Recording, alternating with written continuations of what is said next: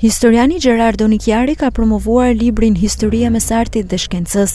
Ky vëllim është i nënti në radhë për Nikiarin, të cilin e ka përkthyer pas lidhjes së veçantë që ka me historianin Leopold von Ranke, historianin e parë gjerman.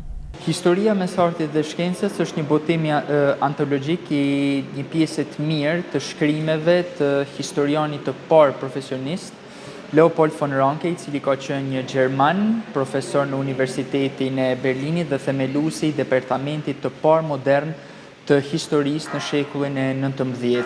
Historia mes artit dhe shkencës është përkthimi im i nënt, është një libër, le të themi, i vëllimshëm, i cili nuk ka vetëm shkrimet analitike të Leopold von Rankes që lidhen mbi procesin e histori shkrimit, por ka gjithashtu edhe ekstrakte nga veprat të tjera të tij mallore.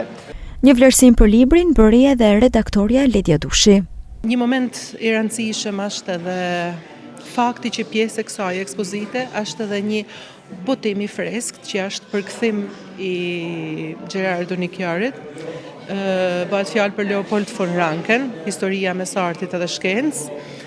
Kisha me thënë që kjo është edhe një prekje e re, si me thënë, një element i ri, që është në fakt pjesë e një dëshmie historike të kohershme. Pedagogja Nerti Laljarja këtë libër e vlerëson si shumë të vyer për studentët e historisë. Është një punë shumë e mirë e Gjerardos, është një punë që pritej nga Gjerardoja, pasi ai ka qenë gjithmonë një punëtor shumë i zellshëm, shumë vullnet dhe jena shumë krenar për Gjerardon.